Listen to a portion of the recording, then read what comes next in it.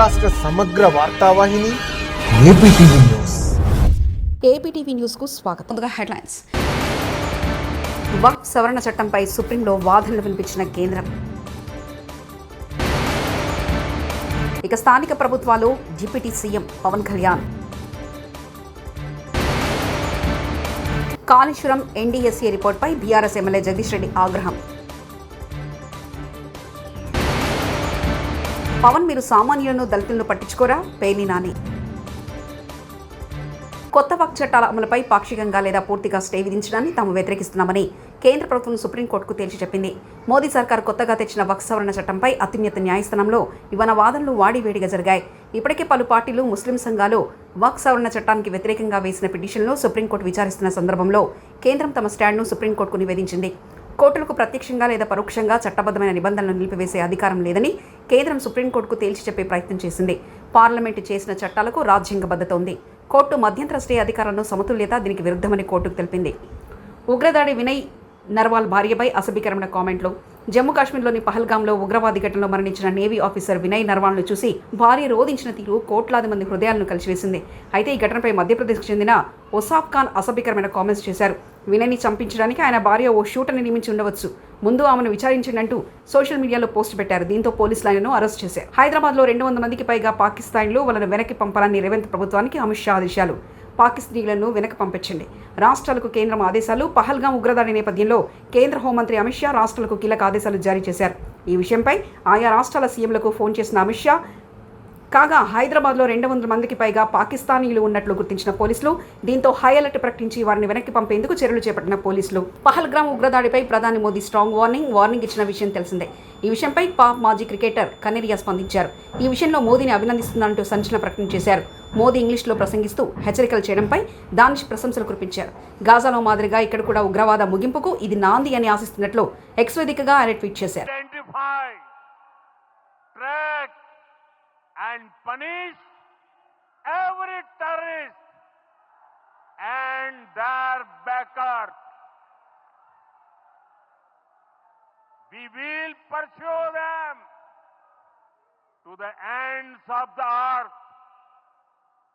India's spirit will never be broken by terrorism.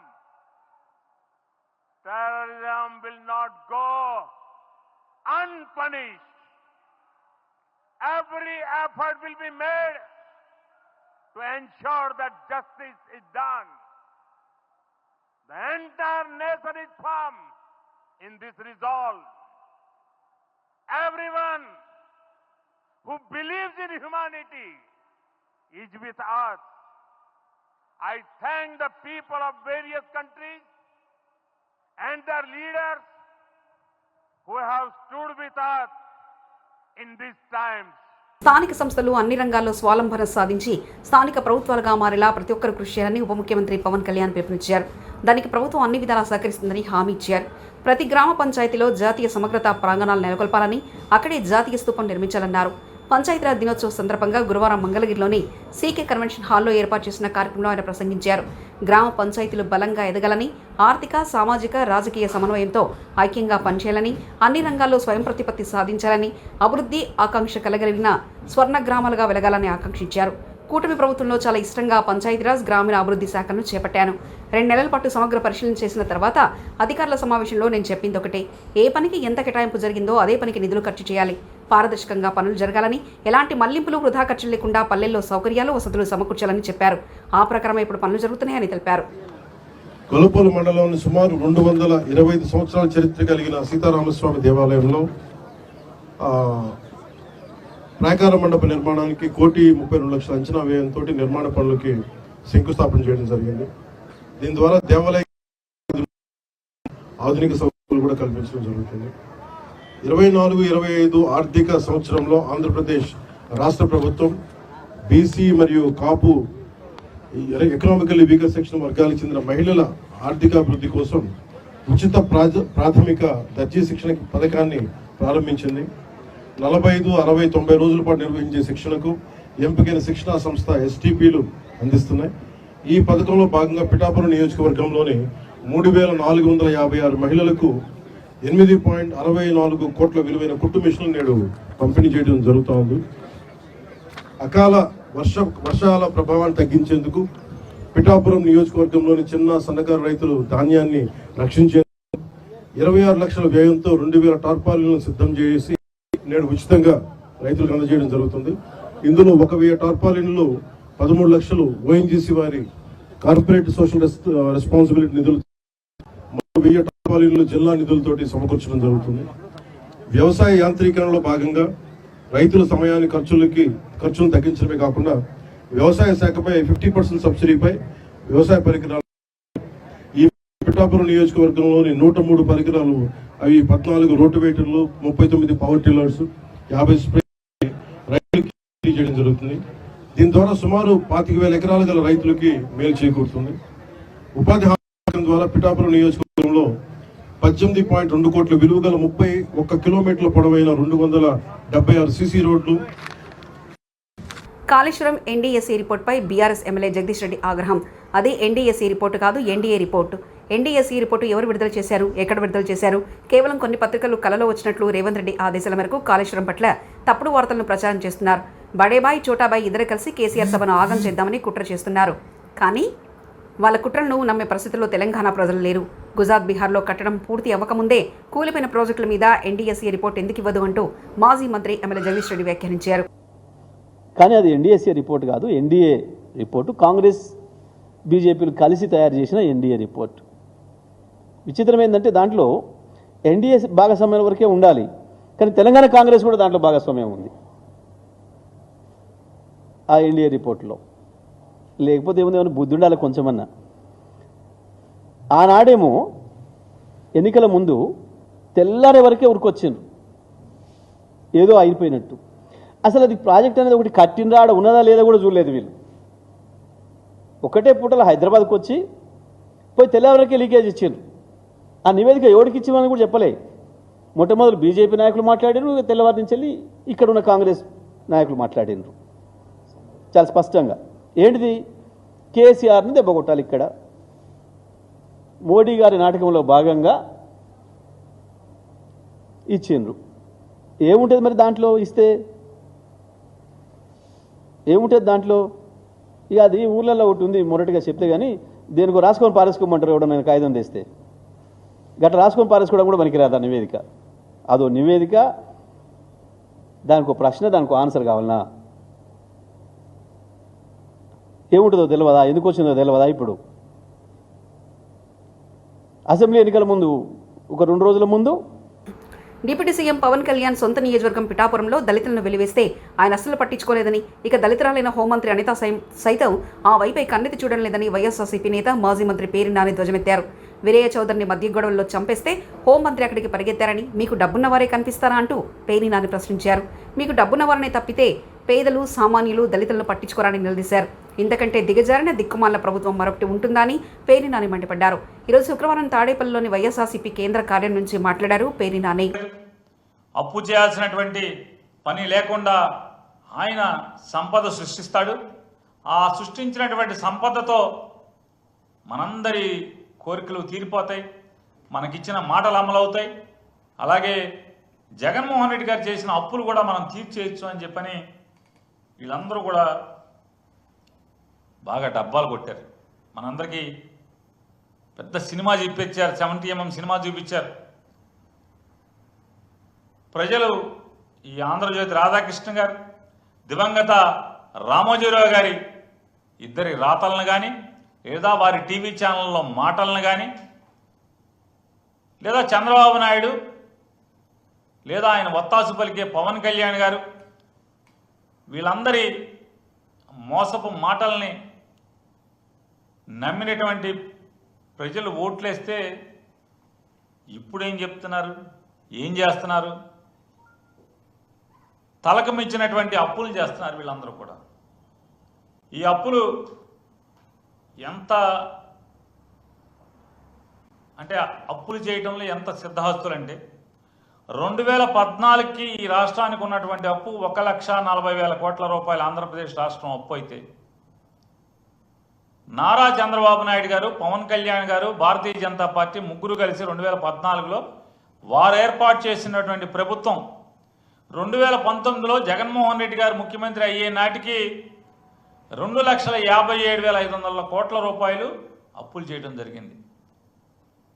ఈ ముగ్గురు కలిసి నడిపినటువంటి ప్రభుత్వం 2,57,000 కోట్ల రూపాయలని పాతగా ఉన్నటువంటి 5 ఏళ్ల ముందున్నటువంటి 1,40,000 కోట్లకి ఈ అదనంగా యాదగిరిగుట్ట పుణ్యక్షేత్రంలో భక్తుల రద్దీ పెరిగింది. ఆలయ పరిసరాలన్నీ భక్తులతో కిటకిటలాడాయి.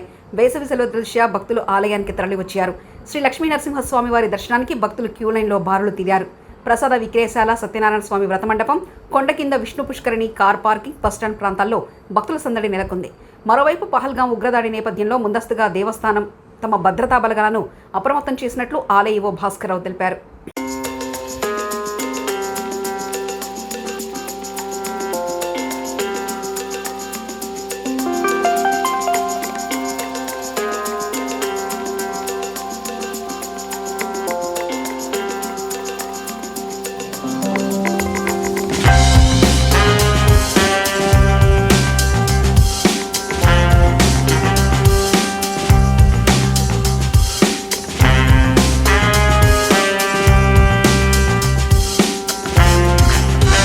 కరీంనగర్ శాసనసభ యూనివర్సిటీలో అగ్ని ప్రమాదం. యూనివర్సిటీలో రికార్డు రూమ్లో ఒక్కసారిగా చెలరేగిన మంటలు. దీంతో మంటల్లో ఆహుతైన ప్రశ్నపత్రాలు. ఘటనా స్థలానికి చేరుకొని మంటలను అదుపు చేస్తున్న ఫైర్ సిబ్బంది.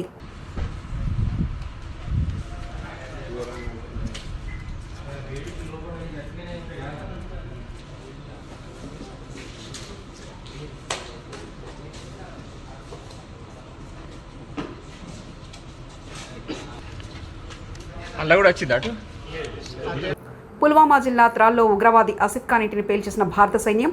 పహల్గాం ఉగ్రదాడిలో ఆసిఫ్ ఖాన్ ప్రమేయం ఉన్నట్లు ఆరోపణలు.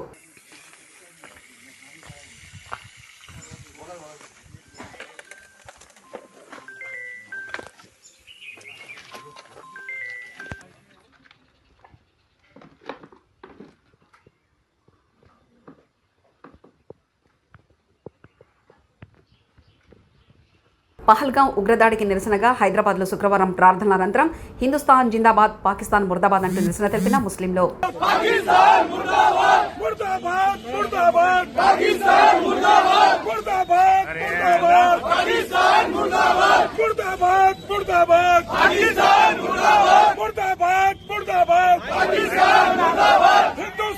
చింతామోహన్ కామెంట్స్. ఆ ఇద్దరు ముగ్గురికే ఇసుక, క్వార్ట్జ్ గనులు ఇస్తున్నారు. ఎస్సీ, ఎస్టీ, ఓబీసీలో ఆర్థికంగా పైకి రావాలంటే ఎలా? వాళ్ళని ప్రభుత్వాలు పట్టించుకోవడం లేదు. చిలుకూరు మండలంలో 100 ఎకరాల్లో ఇసుక గనులుంది. అలాగే వెంకటగిరి సమీపంలో సైదాపురంలో క్వార్ట్జ్ గనులున్నాయి. గూడూరు సబ్ కలెక్టరేట్ మీనా వెంటనే స్పందించి ఇసుక, క్వార్ట్జ్ గనులను ఎస్సీ, ఎస్టీ, ఓబీసీ నిరుద్యోగ యువతకు ఇవ్వాలని నేను డిమాండ్ చేస్తున్నాను. చదువుకున్న బిడ్డలు ఎస్సీలో, ఎస్టీలో, ఓబీసీలో చాలా మంది ఉన్నారు. సామాజిక న్యాయం గురించి చాలా మంది అసెంబ్లీలో మాట్లాడారు. చాలా సంతోషం. సామాజిక న్యాయాన్ని గురించి అసెంబ్లీలో 1.5 గంట సేపు మాట్లాడడం చాలా సంతోషం. మేము ఈరోజు గూడూరుకు వచ్చాం కాంగ్రెస్ పార్టీ తరఫున. గూడూరులో చిల్లకూరు మండలం ఉంది.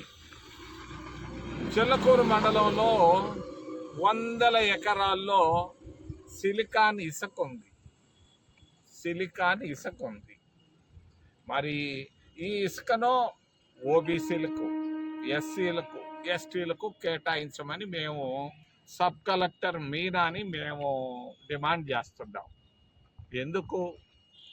ఆర్థికంగా పైకి రావాలి. ఎస్సీలు, ఓబీసీలు అందరూ ఆర్థికంగా పైకి రావాలంటే ఇద్దరికీ ఇస్తే ఎట్టా? ఇసుక ఎవరబ్బ సొత్తు ఇది? మరి ఇద్దరికే ఇస్తున్నారు. ఆ ఇసుక ఇద్దరికి కాకుండా అందరికి ఇవ్వాలి, ప్రతి ఒక్కరికి ఇవ్వాలి. ఎస్సీలకు, చదువుకున్న బిడ్డలు చాలా మంది ఉన్నారు. అధిక ధరల మద్యం బాటిల్లో తక్కువ ధర మద్యం, నీళ్లు కలుపుతున్న కేటుగాళ్లు. బార్లో మద్యాన్ని కల్తీ చేస్తుండగా రెడ్ హ్యాండెడ్గా పట్టుకున్న ఎక్సైజ్ అధికారులు. Lingampally prohibition and excise station పరిధిలో అయ్యప్ప సొసైటీ ప్రాంతంలో ట్రూప్స్ బారును రెన్యువల్ చేయలేదు, ఫీజు కూడా చెల్లించలేదని బార్లో వెళ్లిన అధికారులు అయితే బార్లో ఖరీదైన మద్యం బాటిల్ సీల్ తీసి తక్కువ ధరలు కలిగిన మద్యాన్ని కలుపుతుండగా రెడ్ హ్యాండెడ్గా పట్టుకున్న అధికారులు 2,690 ధర గల జెమ్సన్ బాటిల్లో 1000 ధర కలిగిన ఓక్స్మిత్ మద్యాన్ని కలుపుతుండగా పట్టుకున్నారు అధికారులు.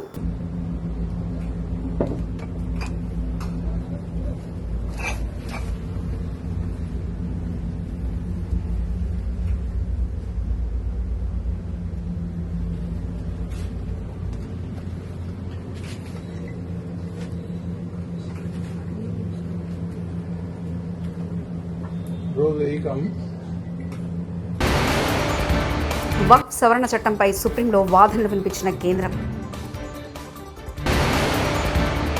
ఇక స్థానిక ప్రభుత్వాలు deputy CM Pawan Kalyan. Kaleshwaram NDSA రిపోర్ట్పై బీఆర్ఎస్ ఎమ్మెల్యే జగదీష్ రెడ్డి ఆగ్రహం.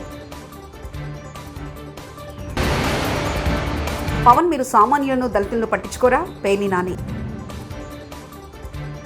ఇవి బులెటిన్ విశేషాలు. చూస్తూనే ఉండండి ఏపీటీవీ న్యూస్.